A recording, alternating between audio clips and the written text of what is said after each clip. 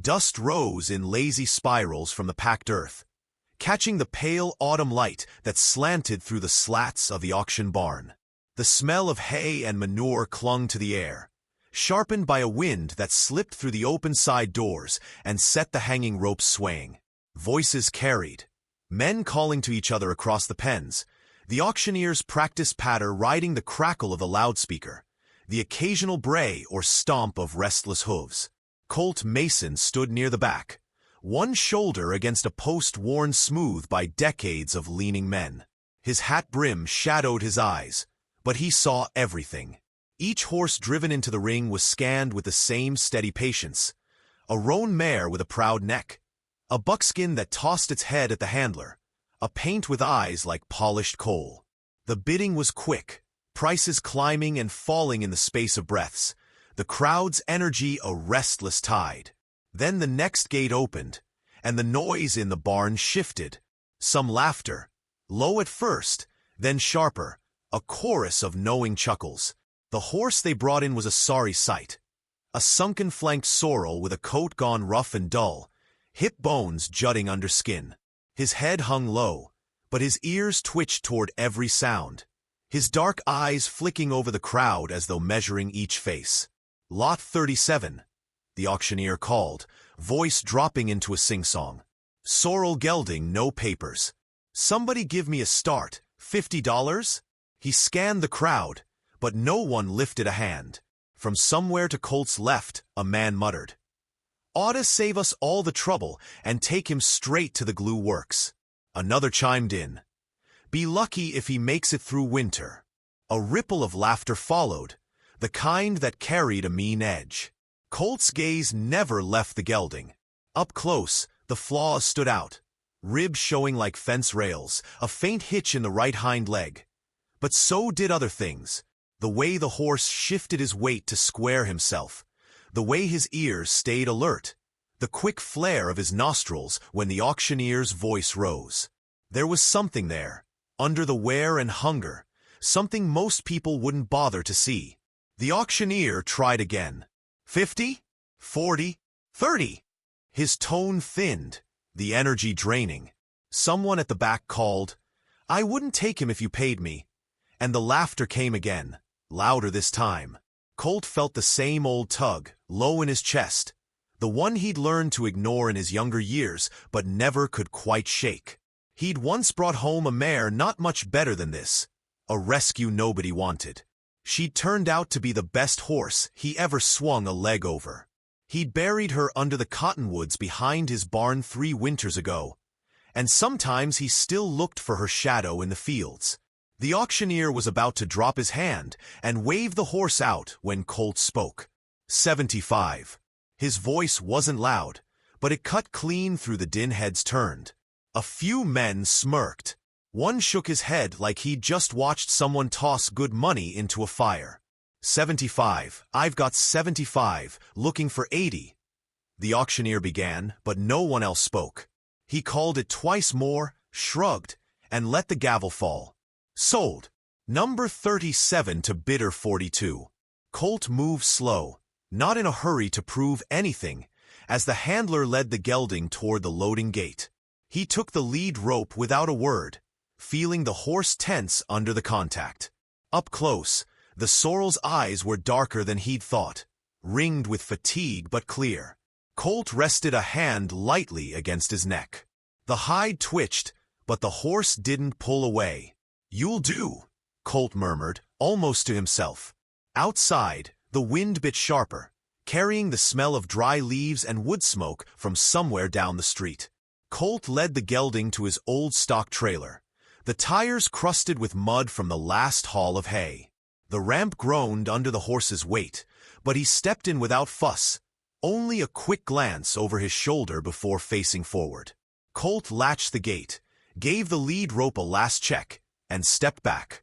The sounds of the auction carried faintly from inside. More horses sold, more laughter, the steady chant of numbers. He climbed into his truck, started the engine, and pulled away from the gravel lot. The town fell behind quickly, replaced by the open stretch of road that led toward the low hills. The late light turned the grass to copper and lit the dust trailing the truck like smoke. In the trailer, the gelding shifted once, steadying himself against the turn. Colt glanced in the mirror, the edge of a smile touching his mouth, though his eyes stayed unreadable. By the time the sun dipped toward the horizon, the auction barn was a distant memory. Ahead lay a long gravel driveway, a weathered barn, and pastureland gone gold with the season. Colt slowed as he turned in, the crunch of tires loud in the quiet. He parked by the corral, stepped out, and opened the trailer. The gelding stood waiting, head low but eyes watchful. Colt led him down the ramp and into the corral, the boards casting long shadows in the fading light. The horse sniffed the dry grass, took a cautious bite, then lifted his head toward the barn as if measuring the place. Colt unhooked the lead, coiled it in his hand, and leaned on the fence.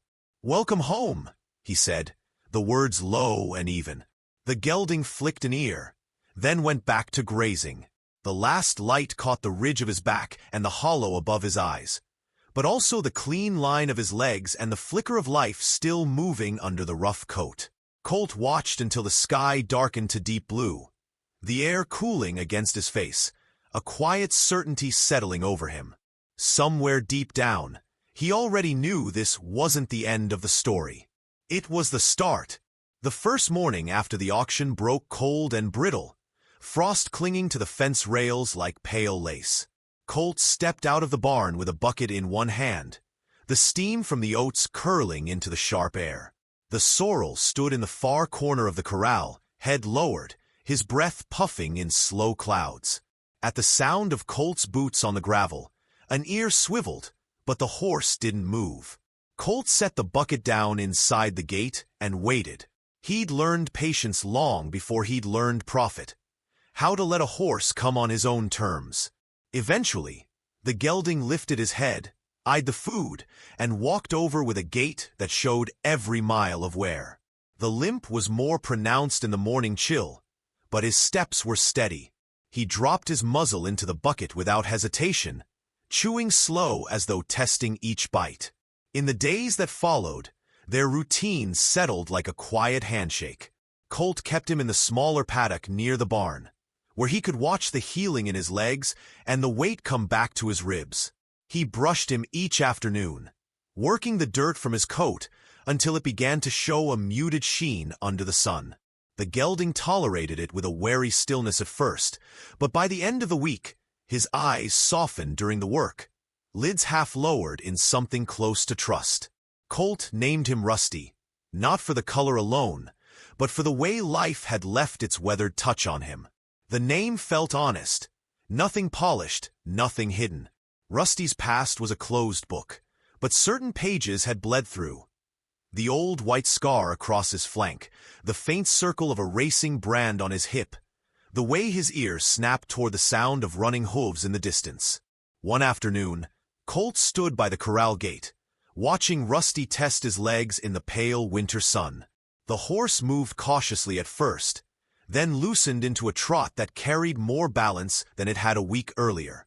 There was grace there, buried under the stiffness, a way of moving that suggested something more than a pasture ornament. Colt found himself leaning forward slightly, as if by looking hard enough he could see the horse Rusty used to be. Jess Harper stopped by that evening with a load of feed. The two men shared coffee in the barn's tack room, the smell of hay and leather close around them. Jess noticed Rusty through the half-open door and let out a low whistle. "You know what that mark is?" he asked, pointing with his chin. Colt glanced at the brand. Jess went on without waiting. "That's from Redmond Stables. They don't breed for anything slow." He was probably a barrel prospect before something went wrong. Colt didn't answer right away, his thoughts working over the information. If Jess was right, then Rusty's frame, his quick eyes, even the tight turn he'd made in the corral last week, all of it made a different kind of sense. But a history like that came with risk. Horses bred for speed were delicate machines. A single injury could end them. That night, Colt lay in bed listening to the wind press against the eaves, thinking about the look in Rusty's eyes when he'd moved across the paddock. Alert, calculating, alive. It was the look of something not done yet. He'd seen it once before. In another horse everyone else had written off. That mare had proven every one of them wrong. The next morning, Colt saddled Rusty for the first time. He kept the cinch loose, the reins light, the session short. They walked the perimeter of the paddock, Colt testing for flinches, for hesitation. Rusty gave him neither. By the third lap, Colt eased him into a slow jog. The limp was there, a ghost of past pain, but it didn't own the stride. When they finished, Colt stepped down and loosened the girth, running his hand along Rusty's neck. The horse stood still, ears flicked back toward Colt's voice. There was no sudden moment of transformation, no cinematic swell. Just a quiet agreement between man and animal that they'd try this road together. As the sun slipped behind the low hills, casting long bars of gold through the corral, Colt leaned on the fence and watched Rusty graze. There was strength gathering there, like a slow tide no one else had noticed. He felt the weight of a choice forming, one that could bring him farther than he'd planned, or cost him more than he could afford. Either way, the decision was coming, and soon.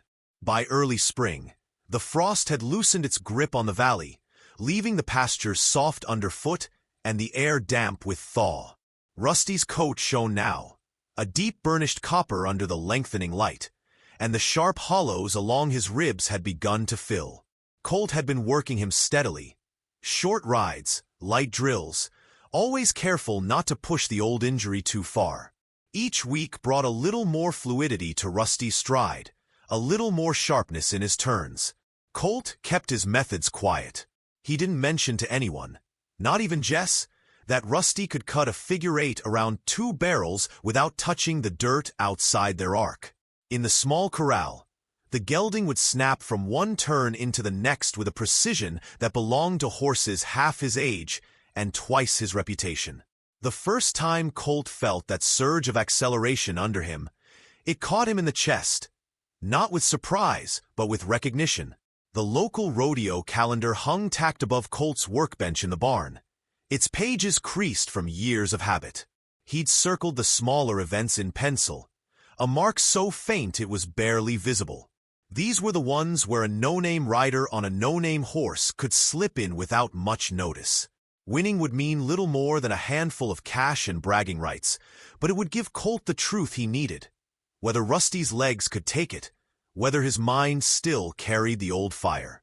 The first of those rodeos came on a clear Saturday, the air smelling of dust and fried food. Colt arrived early, keeping Rusty in the trailer until the bustle of the grounds had settled into routine. Riders brushed down gleaming mounts, children ran between concession stands, and the announcer's voice rolled over the arena like a drumbeat. When Colt finally led Rusty out, a few heads turned. Recognition flickered in some eyes. The weak horse from the auction, the one no one would bid on. They drew a middle slot in the barrel racing order.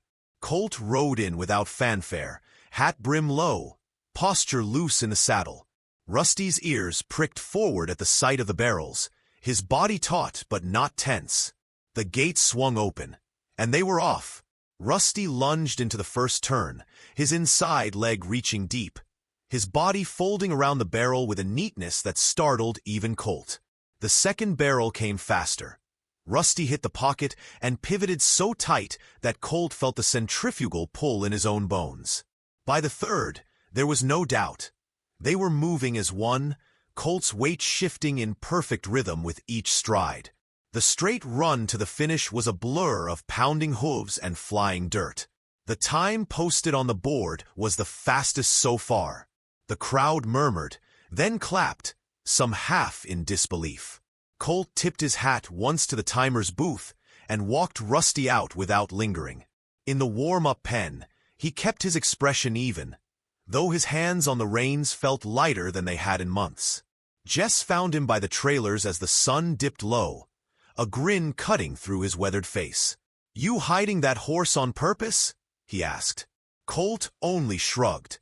just finding out what he's got left. Over the next few weeks, they hit 3 more small events. Each time, Rusty shaved fractions of a second off their runs. Word began to travel about the lean cowboy on the sorrel with no papers, about how that horse could turn tighter than a hinge on a gate. A few men approached Colt with offers, some polite, others more insistent. He refused them all. One evening, a stranger in a press shirt and polished boots stepped into Colt's barn. He introduced himself as a buyer for a competitive stable out of state. "I'll give you 15 grand for him today," the man said, eyes on Rusty as if already measuring him in a new set of colors. Colt leaned against the stall door, arms folded. "Not for sale." The buyer's expression flickered with irritation before smoothing over. "Think it over. That leg won't last forever." He left without shaking hands. Colt stayed in the barn long after the man's truck had gone, the air thick with hay and the low shuffle of Rusty in his stall. He knew the stranger was right about one thing. Time wasn't on their side, but there was something more valuable than the price offered, something still unwritten in Rusty's story. When Colt stepped out into the cooling dusk, the valley spread before him, quiet and open. In the fading light, he could almost see the line between where they'd started and where they were headed, and he knew the next step would not be taken quietly. The regional rodeo grounds spread wide under a sky scrubbed clean by morning wind, the bleachers already half full though the sun was barely past the ridge. The scent of trampled grass and hot metal mingled with the sweeter drift of kettle corn from the concession line. Colt guided Rusty through the milling horses behind the arena, the gelding's ears flicking in quick, restless arcs. This was no small-town affair.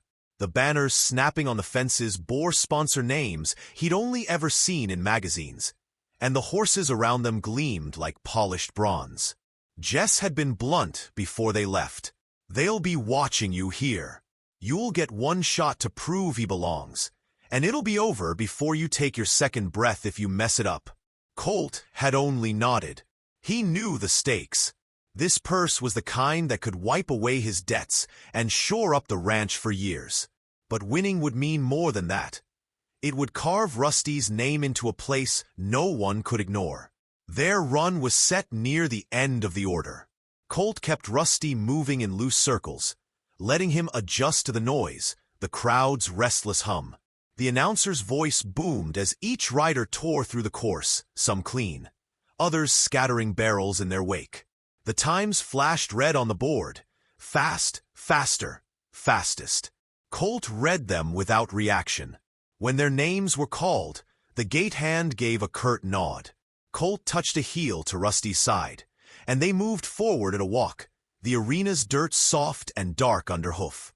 The crowd quieted to a low murmur, curiosity threading through recognition. Somewhere in the stands, someone muttered about the auction horse, and the words seemed to slide over Rusty like water off stone. The signal came. Rusty leapt forward, his stride stretching, the ground pulling away beneath them. The first barrel loomed. Colt shifted his weight, and Rusty folded around it with a sharpness that drew a collective gasp.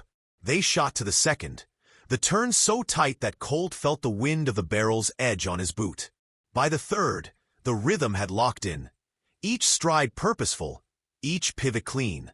The final sprint was a straight tunnel, noise from the stands rising in a swell that blurred into the pounding of Rusty's hooves. They crossed the line, and the timer board lit up with a number that cut through the day's records. For a breath, the arena held still. Then the sound broke like a wave. Shouts, applause, whistles. Colt slowed Rusty to a jog, then a walk, his hand running once along the gelding's damp neck. Rusty's ears flicked back, then forward again, steady even in the din. They left the arena without ceremony, but the looks that followed were different now. Less amusement, more calculation. At the payout table, Colt accepted the envelope without opening it, tucking it inside his jacket. Jess was waiting near the trailers, his grin wide. "You just lit this place on fire," he said. Colt only swung down from the saddle, loosening Rusty's girth with careful fingers. On the drive home, the prize money sat heavy in Colt's pocket. But it wasn't the weight that filled him. It was the knowledge that the horse no one had wanted had just outrun the best in the region. That every laugh at the auction had been built on blindness. He thought about the man in the pressed shirt, the offers that would come now, bigger than before. And he thought about how each one would get the same answer. By the time they turned onto the long gravel drive, the sun was low, laying gold across the pastures. Colt unloaded Rusty into the corral, watching him drop his head to graze as though nothing had changed. The gelding shadow stretched long across the grass, legs square, body easy. A young neighbor, leaning on the fence, called over. "Why'd you buy him, anyway?" Everyone said he wasn't worth it. Colt's eyes stayed on Rusty. Sometimes worth's not something you see. Sometimes you've gotta believe it first. The light thinned to amber, then to blue, the air cooling with the promise of night. Rusty lifted his head once, ears pricked toward the sound of wind moving through the cottonwoods, then went back to the grass. Colt leaned on the fence until the last of the sun slipped away, the quiet between them holding more than all the noise of the day. "You said